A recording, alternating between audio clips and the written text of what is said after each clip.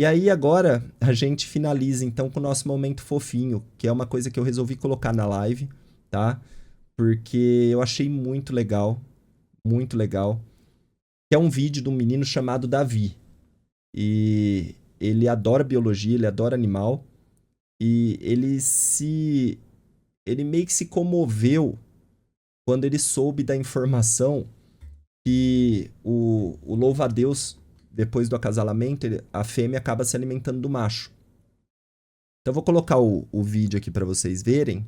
E eu vou colocar a pergunta dele aqui, que ele deixou uma perguntinha no final e eu vou responder a pergunta dele porque eu achei legal.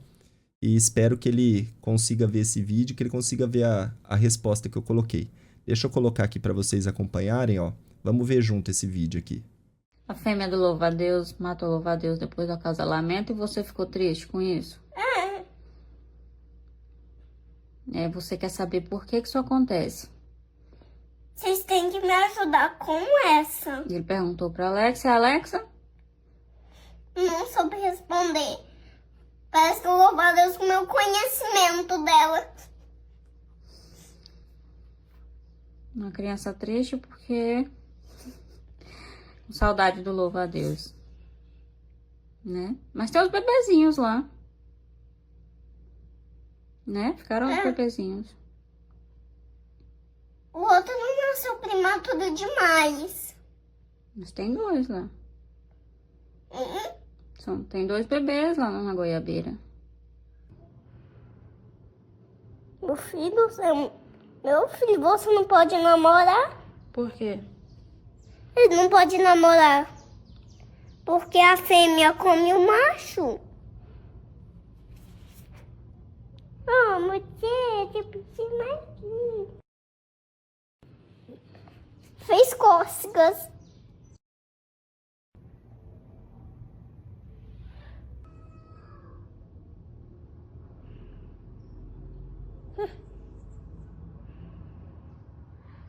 Vamos devolver ele pra goiabeira? Já deu, desgruda. Por que a louva-a-Deus fêmea come o macho depois do casamento? Não é casamento não, é acasalamento. Depois do acasalamento.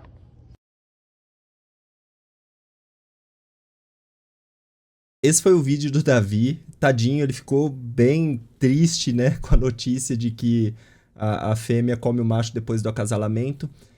Davi, primeiro, parabéns, tá? Parabéns de verdade por você ter já esse interesse pelo meio ambiente, pelos animais. Você ser um menino curioso, não perde essa curiosidade nunca, porque a gente vai crescendo, né? E a gente acaba com o tempo perdendo a curiosidade em muita coisa, perdendo aquela coceirinha da curiosidade, a gente deixa de fazer pergunta, a gente deixa de questionar muita coisa, a gente passa às vezes a achar que a gente sabe muito de tudo e esquece de procurar, de pesquisar. Então, Davi, continua assim, tá? Você é um menino show de bola. Só esse momento dele tá com a ninfa de louva-a-Deus, porque o que tava na mão dele ali era uma ninfa de louva-a-Deus, que é a fase jovem. Na verdade, o louva-a-Deus põe os ovos, dos ovos nascem a ninfa se desenvolve e vira adulto no momento que ela desenvolve a maturidade sexual. Tá? Então, é considerado a troca de ninfa para adulto no momento em que a espécie passa a conseguir se reproduzir. Tá?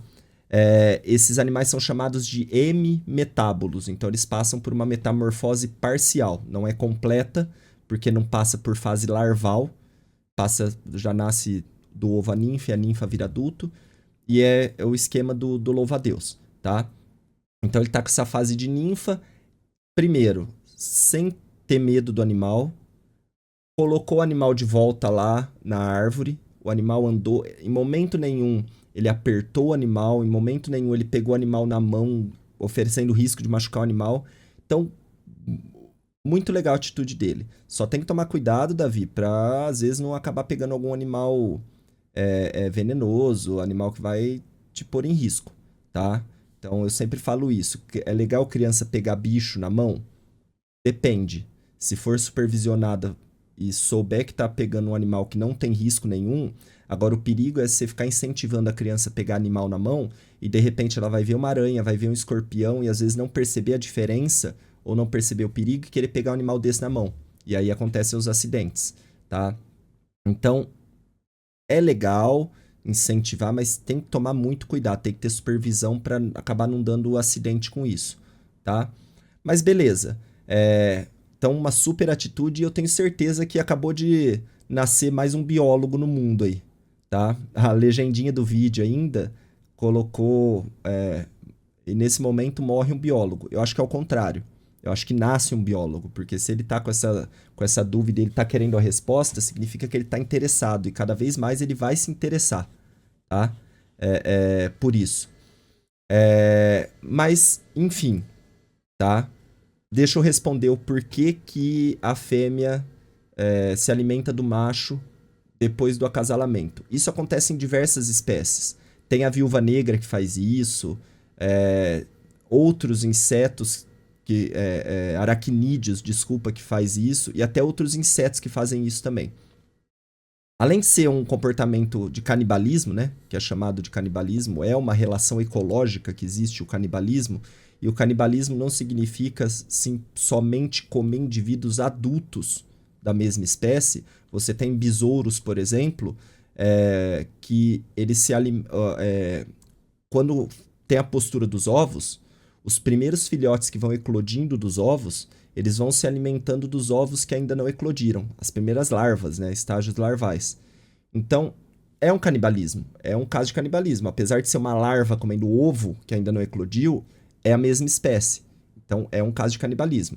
Nesse caso, tem a função de alimentar as larvas. Então, são muitos ovos postados.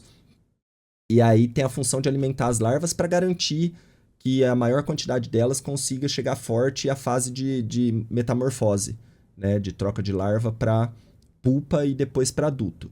Ótimo. Então, isso é um comportamento. Agora, o porquê do comportamento do canibalismo? Aí a gente entra na parte de evolução. A ideia é, durante o processo de escolha do melhor macho pela fêmea, porque quem escolhe o macho para se reproduzir é a fêmea, tá? Isso é um comportamento de seleção sexual. Por que as fêmeas não é padrão? Existem animais que o processo é inverso. O macho escolhe a fêmea. Por exemplo, o peixe beta. Tá? O que é o peixe lá de aquário, que a galera tem em aquarinho pequeno e tal. Esse é uma exceção onde o macho é que escolhe a fêmea. Ele quer se reproduzir. Mas, por biologia cheia de exceção, né? Mas por padrão, com algumas exceções, as fêmeas é que escolhem os machos. Da onde vem essa ideia da seleção sexual? Por que a fêmea quer o melhor macho? Porque, na verdade, ela quer que aquelas melhores características passem para os filhotes dela. Porque vai chegar... No DNA dela, na genética dela, ela confia. Ela já se acha a melhor combinação genética da natureza. Então, os filhotes que nascerem fêmeas, naturalmente já vão carregar a genética dela. E ela tem certeza que ela é muito boa. Só que, por exemplo, os filhotes que nascem macho, eles vão ter que passar uma hora pela provação de terem que ser escolhidos por fêmeas. E na ideia de que toda espécie quer garantir que o seu DNA permaneça na Terra, né? Quando a gente fala que a espécie quer se garantir permanecendo na Terra, na verdade quer garantir que a sua linhagem permaneça na Terra e, consequentemente, seu DNA, porque é o DNA que vai dar o comando para tudo, né?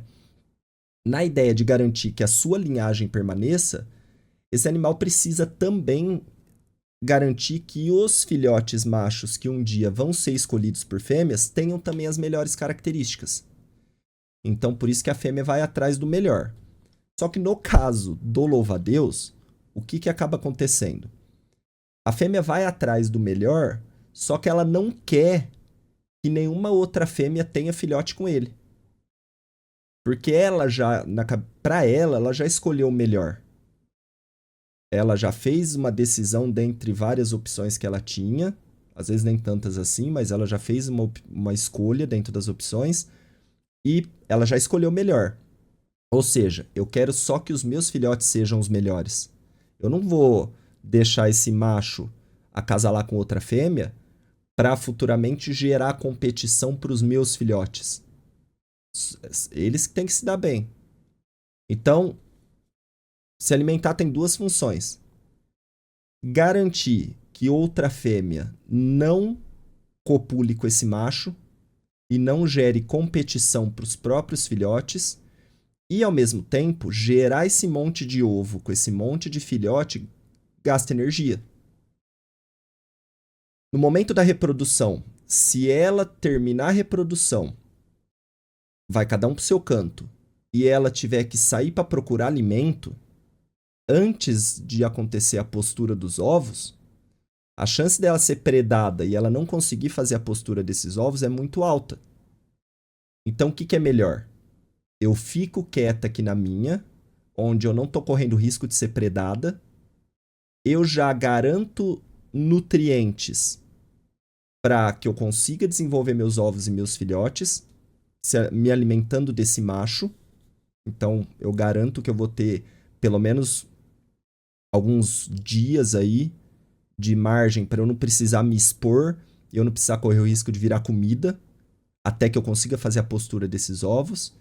E eu garanto que a outra fêmea que está escolhendo o macho não vai escolher esse aqui, porque esse aqui que era bom eu já escolhi.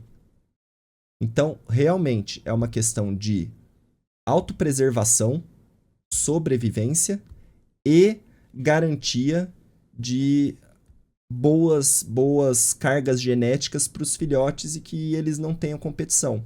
Ou seja, a linhagem dessa fêmea vai ter muito maior chance de sobrevivência e de se dar bem no ambiente do que a linhagem de outras fêmeas, por exemplo. Não digo de outras espécies, mas na cabeça dela é. Agora você se vira, eu já fiquei com o melhor macho aqui, você pega o que sobrou aí.